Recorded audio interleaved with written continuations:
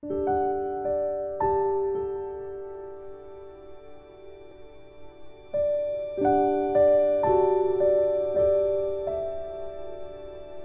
pagi. Assalamualaikum warahmatullahi wabarakatuh.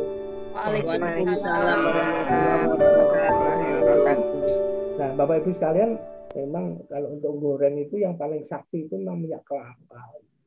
Tadi Prof. Erni juga sepakat tadi itu kuat sekali minyak kelapa itu dibandingkan minyak bunga matahari, minyak jagung, canola itu ya. Itu minyak kelapa dibandingkan dengan sawit pun minyak kelapa itu lebih kuat gitu. Sekarang menjadi kita lebih aware lah gitu. Kita juga perlu melihat trigger, sehingga kita perlu melihat juga trans ya, minyak trans yang menurut Prof. Erni termasuk paling jahat sebetulnya itu, karena dia itu bisa mendorong ke bentuknya flak. Kalau sudah flak itu jadi deposit, nanti mengendap di saluran darah, nyumpet. Belum lagi tadi mempengaruhi otot jantung ya Prof. Jadi saya yakin banyak sekali pertanyaan ini karena ini berkaitan dengan yang biasa kita kerjakan sehari-hari dan kita nggak banyak tahu persis. Monggo silakan. Ya, terima kasih Mas Singgih. Kebetulan saya kan orang perkelapa sawitan, jadinya selalu mengamati konsumen minyak goreng itu. Jadi agak jeli mengenai penggunaan minyak goreng ini karena saya mempunyai kolesterol tinggi dan trigliserid tinggi yang konsisten dari tahun ke tahun dan 10 tahun ini. Olahraga aja yang bisa menurunkan itu, Pak. Udah saya praktekkan itu. Jadi setiap hari kita jalan 3 kilo, 4 kilo ya, itu LDL-nya turun, HDL-nya naik. Saya coba itu 3 bulan sekali saya cek kolesterol. Jadi waktu kita treatment dengan jalan kaki atau olahraga selama 1 jam, mau treadmill atau apa ya, itulah yang bikin bisa turun. Mungkin itulah untuk sharing pengalaman. Semoga Prof. Erni ada. Ya. Jadi benar, sebenarnya memang selain nutrisi kita juga perlu olahraga. Karena itu juga harus ada keseimbangan memang untuk selain nutrisi juga olahraga. Pengalaman-pengalaman inilah yang harusnya kita juga sharing, karena kalau kita diet saja juga nggak bisa lama sekali untuk menurunkan berat badan atau menurunkan LDL atau HDL. Kita perlu olahraga. Cuma saja memang kita tahu bahwa olahraga 3 kilo itu dengan food step-nya sekitar berapa ya itu ya? 3 kilo itu sekitar 4.000 step ya. Dan itu kalori yang keluar mau 80 sekian, nggak sampai 100 sebetulnya ya. Kalau lihat dari health itunya di situ cuma 100. Tapi bukan hanya kalori yang dikeluarkan, tapi juga bagaimana metabolisme di dalam tubuh supaya tadi trigliserida tadi akan menjadi energi, jangan menjadi LDL dan yang lain-lain. Dan kita tadi kenapa takutkan ke trigliserida? Karena yang lebih menuju ke LDL, HDL, FLDL adalah trigliserida, bukan kolesterol.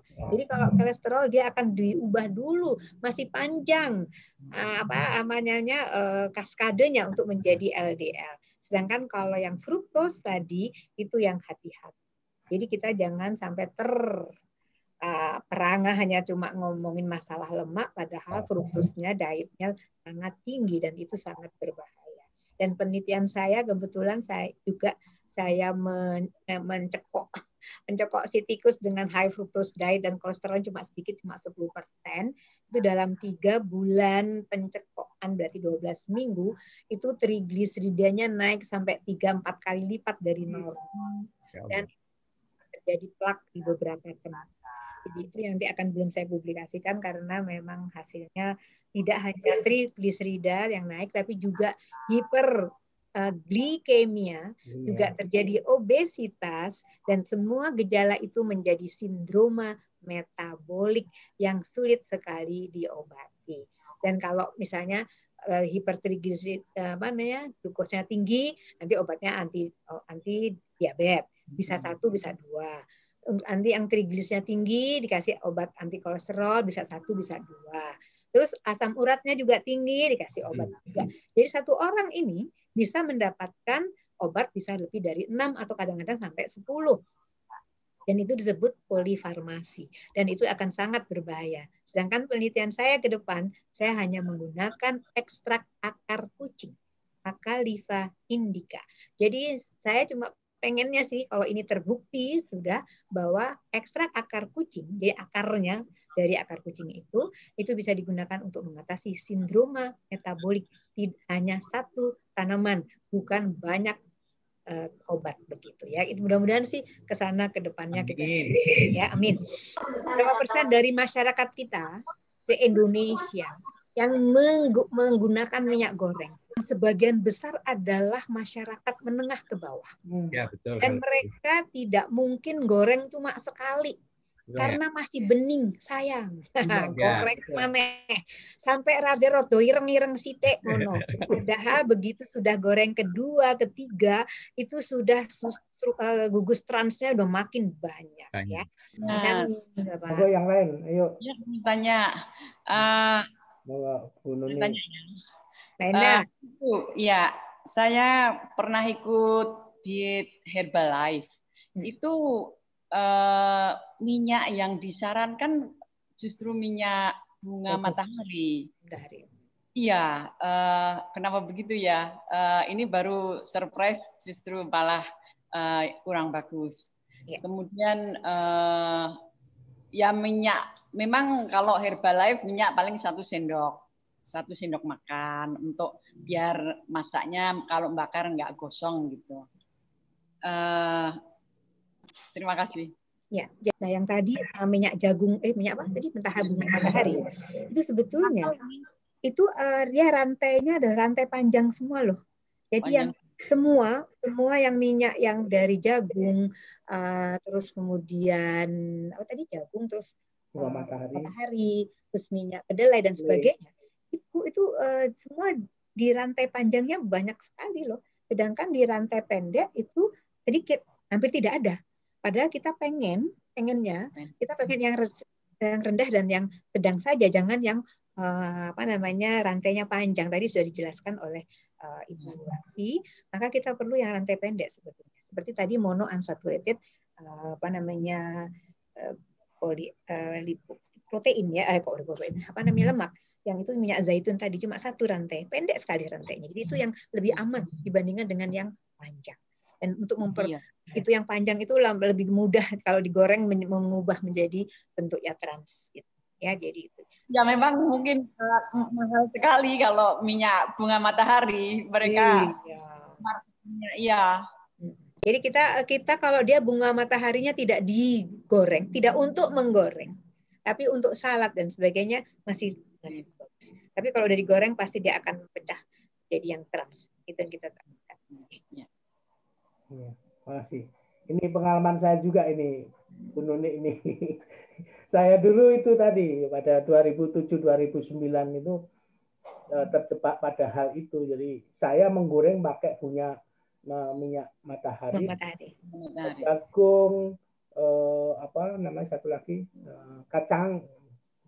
Ternyata saya baca-baca itu yang risiko transnya makin tinggi.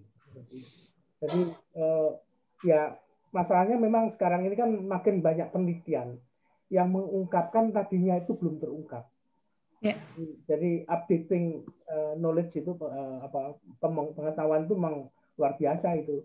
Karena waktu awal-awal saya pakai minyak nabati itu yang itu katanya banyak dokter juga yang mengatakan bagus gitu. Tapi ternyata penelitian sekarang ke sini itu risikonya tinggi karena kita untuk goreng itu loh. Yeah. Goreng itu masalahnya. Jadi gampang. Kalau artikel yang saya baca itu bunga matahari sama kedelai itu paling mudah berubah jadi trans itu. Panasnya agak tinggi sedikit sudah begitu. Kalau yang kelapa, sawit, ya kelapa sama sawit itu relatif lebih tahan. Jadi nggak gampang berubah gitu. Tapi kalau untuk dikonsumsi langsung ya untuk dressing, untuk vegetable oil itu, untuk minyak sayur itu ya kan nggak goreng ya itu, jadi hasil penelitian itu juga itu sebetulnya aman gitu. Aman. Yeah. Pak Singgih. Pak Singgih. Monggo Bu Rini. Sedikit. Sekarang kan anak-anak itu suka banget minyak wijen. Itu bagaimana Bu Erni?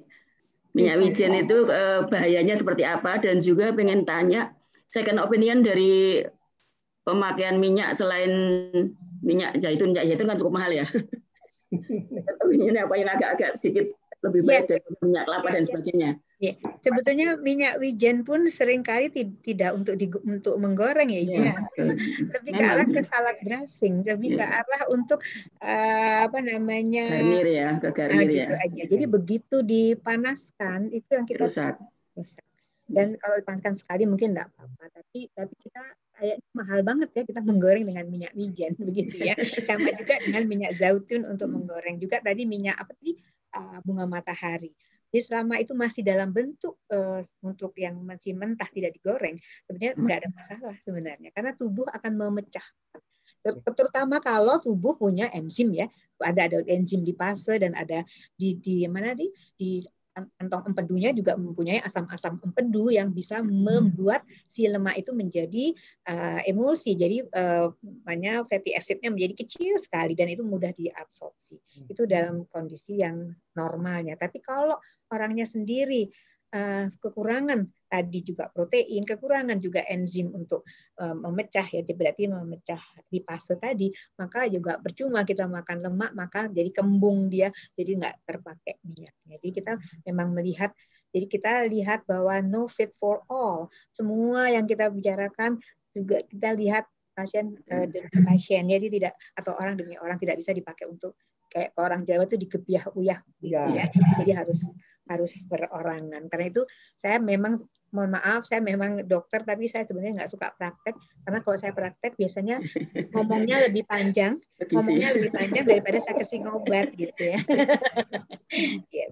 Minyak yang paling aman sebetulnya yang tidak jenuh, karena kalau begitu dipakai tidak menjadi trans harusnya ya, tidak menjadi trans. Itu kita harusnya ke sana, tapi begitu digoreng 2-3 kali mungkin bukan jadi trans, tetapi berubah menjadi banyak gugus peroksida. Ada gugus yang radikal bebas, dan itu yang kita takutkan. Jadi bukan hanya trans saja, tapi gugus yang lain akan timbul. Jadi selama tadi seperti minyak sawit digoreng cuma sekali, monggo, nggak ada masalah. Apa ya? Jadi sekali pakai buang ya. Iya. Nambahin ya, mungkin minyak sawit dalam bentuk CPO itu sebenarnya 30% lebih itu olein. Olein ini sebetulnya sama lihat. 30% lebih lagi palmitat. Lalu ada linoleat 10%, ada stearat ya, itu juga 10%. Tapi ketika jadikan minyak itu ya Mas Dodi ya, dijadikan minyak itu hanya diambil oleatnya saja. Jadi bagus sih sebetulnya. Karena dia hanya minyak oleat aja. Makanya olein kan dia, karena oleat. Nah, sedangkan yang palmitat stearat itu dipakai untuk industri sabun, industri macam-macam yang lain, bukan pangan. Karena itu kan padat jadinya padat. Ya. Nah, sebetulnya oleokemikal yang lain. Ya, sebetulnya kita menggunakan minyak sawit. Sawit itu udah bagus karena tidak jenuh gitu ya. Cuma itu jangan dipakai berkali-kali ya. Jangan digoreng berkali-kali. Paling goreng 3 kali udah harus. Ya, maksimal. Jadi jangan biasakan pakai deep fry yang minyaknya banyak. Habis sedikit itu lebih bagus. Ya, kalau sudah kebiasaan itu sudah sih, cuma kalau dipanaskan lalu terus jadi rusaknya parah itu kan. Tapi eman yo, soalnya bening. Enggak Bu, kalau saya udah gorengnya dikit-dikit aja minyaknya, jadi ya, memang harus dibuang nggak sayang gitu. Iya. Ya. Terima kasih Bu. Monggo yang lain silakan. Begini Bu, tadi saya sudah mengikuti percakapan, memang untuk minyak zaitun banyak dipakai untuk dressing. Namun karena harganya mahal Bu, seringkali kita menyimpan minyak zaitun melebihi dari waktu simpannya, sehingga expired date-nya sudah terlampaui. Yang ingin saya tanyakan, apa Bu, apakah ada dampak negatif apabila kita mengkonsumsi minyak zaitun yang mungkin sudah terlampaui expired date-nya? Mungkin itu saja Bu, barangkali juga ini mengingatkan kita semua mengapa ya minyak atau zaitun itu disebutkan dalam Al-Quran, mungkin karena demikian baiknya buat kesehatan. Nah, terima kasih Bu Pak Singgi atas kesempatannya. Ya, mungkin Bu Raffi jawab dulu kali Bu Raffi. Ya, baik. Minyak zaitun itu juga kandungannya salah satunya oleat ya. Jadi ada tidak jenuh juga. Nah, tidak jenuh ini memang kalau disimpan lama kan lama-lama dia akan jadi kerusakan tadi break ya. Jadi terputus sehingga menjadi rantai lebih pendek tapi rasanya sangit pencit gitu ya, rasanya tangi gitu. Terus ada juga mungkin terjadi karena ada air terjadi proses yang lain gitu ya, proses hidrolisis.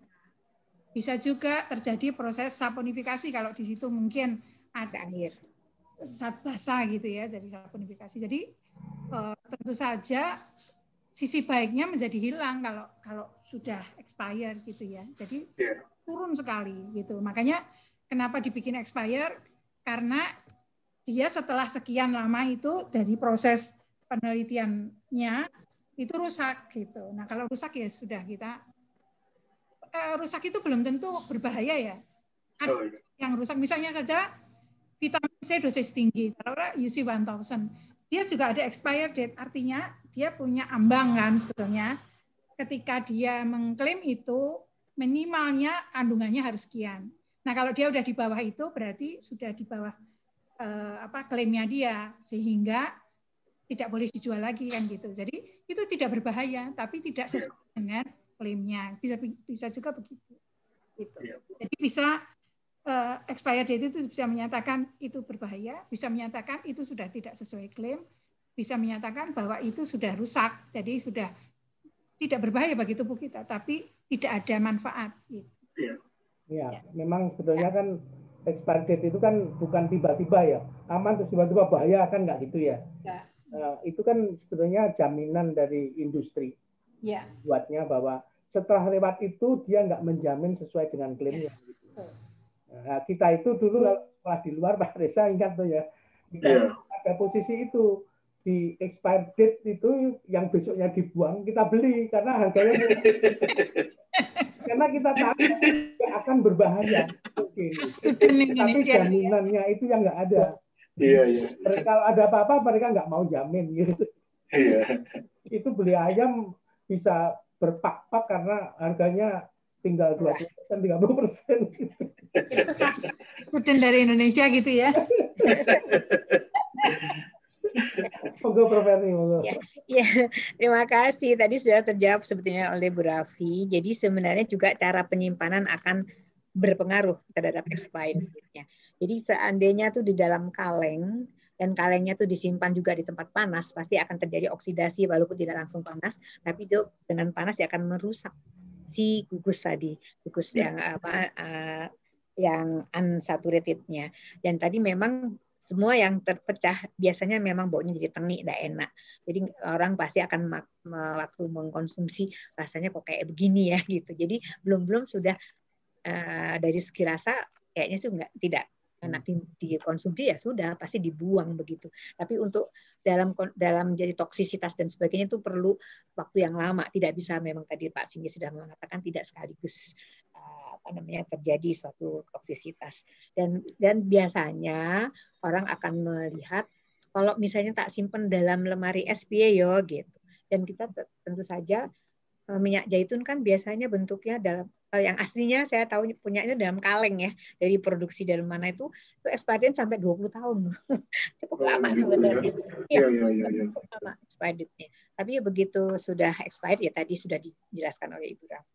Mudah-mudahan sih bisa bermanfaat. Ya memang lemak ini agak istimewa juga nih, karena kalau bahan pangan lain seperti protein terutama yang dimasukkan dalam ruangan suhu rendah itu relatif lebih awet karena aktivitas enzimnya itu tidak berjalan atau berjalan pun sangat pelan itu.